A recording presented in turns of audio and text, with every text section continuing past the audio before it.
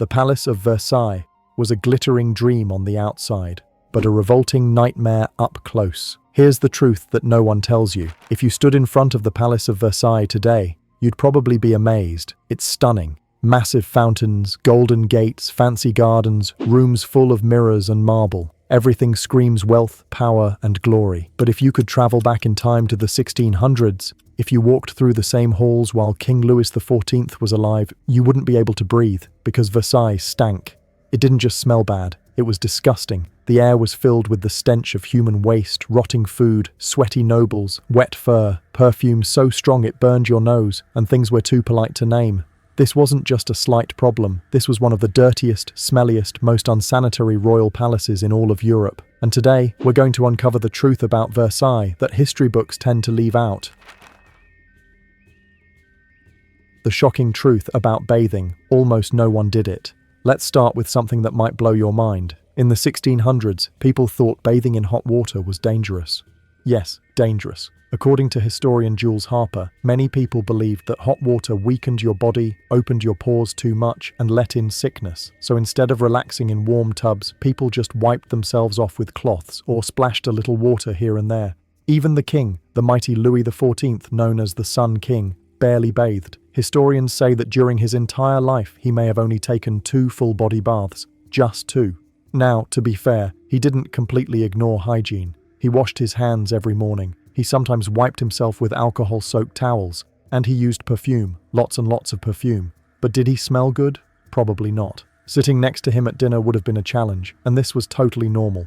Most nobles didn't bathe. When they got sweaty or dirty, they just changed their clothes. Louis and his courtiers might switch shirts or outfits multiple times a day, not just to freshen up, but to show off their wealth and status. Perfume helped a little, but body odor was a constant issue. And remember, underarm deodorant didn't exist until the 1900s. In today's world, using the bathroom is something you do in private, but in Versailles, that idea didn't exist. King Louis XIV often held important meetings while sitting on the toilet. Yes, he was doing his royal business, while literally doing his business. He wasn't alone. Other nobles did the same. Chamber pots and commodes were common in private rooms. If you were high-ranking, you might be lucky enough to have a tiny closet in your chamber to go in. But most people weren't that lucky. Versailles didn't get its first flush toilet until 1738, when Louis XV had one installed for his own use, so everyone else had to rely on chamber pots and public latrines. The problem? There weren't nearly enough toilets for the number of people living at the palace. Versailles was packed with nobles, servants, visitors, guards, cooks, and more. And the few toilets they had, they constantly overflowed.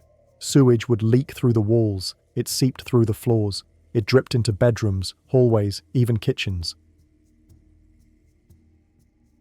With toilets full and latrines backed up, people got creative. And by creative, we mean gross. Chamber pots were often dumped straight out the windows. That's right, raw human waste flying through the air. If you were walking in the gardens or down a hallway, you had to be on high alert. It wasn't just bird droppings falling from above. Even Marie Antoinette was said to have been struck by flying waste. If the pots weren't dumped outside, someone had to carry them to a cesspool. These were large pits where the waste was collected, but they were often located right next to the palace. The smell was horrifying. Some people didn't even bother using pots. They just relieved themselves in corners, on staircases, or against the walls. In 1702, Princess Elizabeth Charlotte of the Palatinate was so disgusted that she wrote about it in letters. She said it was impossible to leave her apartment without seeing someone urinating in the hallway. Eventually, King Louis XIV told his servants to clean up the waste once a week. Witnesses described the smell of Versailles in extreme detail. One visitor said the entire palace, including the parks and gardens, smelled so bad that it made people gag. Urine and feces weren't just in the latrines, they were everywhere. The palace courtyards, the elegant corridors, even the Hall of Mirrors were stained and reeking. And just outside, on the Avenue Saint-Cloud, the road was covered in stagnant water, sewage, and dead cats. It was like a horror movie, except this was real life. To fight the awful stench, nobles used perfume, tons of it. Historian Alain Corbin said that perfume wasn't just for beauty, it was a way to protect yourself from the filth in the air, but it backfired. Instead of cleaning the air, it just created a toxic cloud of flowery scents mixed with human waste and rotting garbage. Sex, hypocrisy, and the forest brothels Versailles wasn't just dirty, it was also wild. When Louis XIV moved his court to Versailles, nobles and workers swarmed into the area. The forest nearby became known as a kind of open-air brothel. Sex workers offered their services there regularly. Louis XIV claimed to hate this behavior. He punished sex workers and called them sinners. But behind closed doors, he had many mistresses. Some were well known, and some were hidden. This kind of double standard was common in the royal court: public virtue, private vice.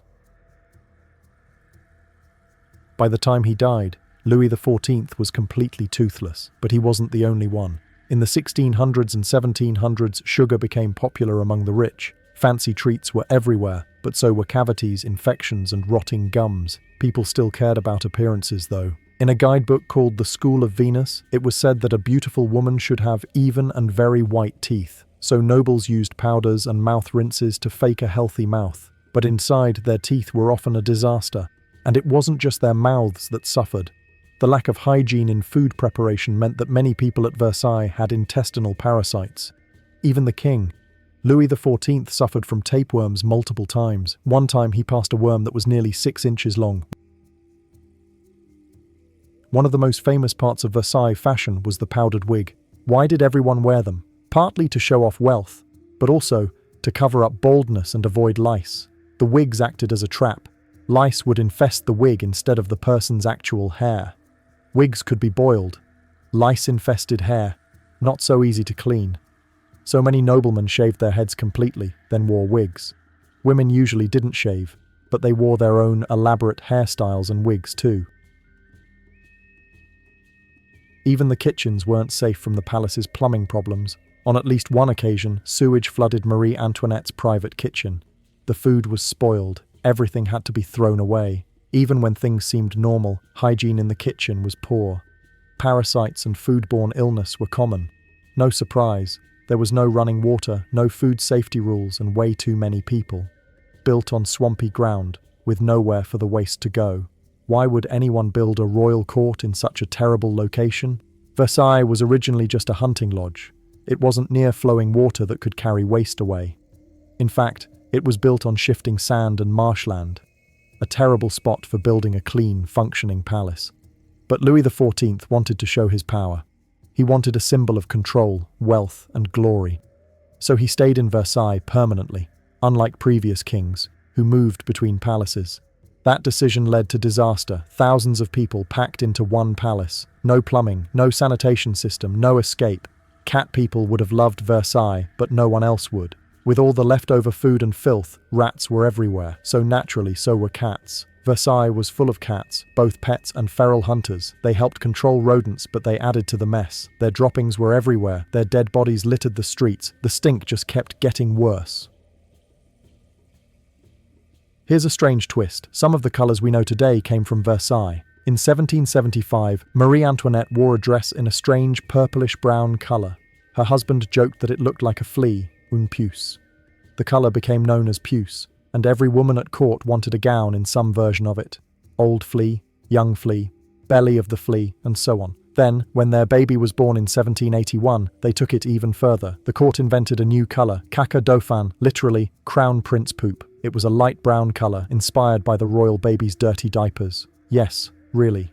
Finally, a bit of cleanup, but only a bit. When Louis XIV died in 1715, his great-grandson became King Louis at just 5 years old. As he grew older, he realized Versailles was in terrible shape. One of his first big projects was to extend the sewage pipes so that the cesspools weren't right next to the palace. It didn't solve everything, but it helped. So now that you know the dirty truth, would you have wanted to live at Versailles? Let us know in the comments. And if you thought this was shocking, check out more videos, because behind every glittering crown, there's usually a pile of poop hiding somewhere nearby.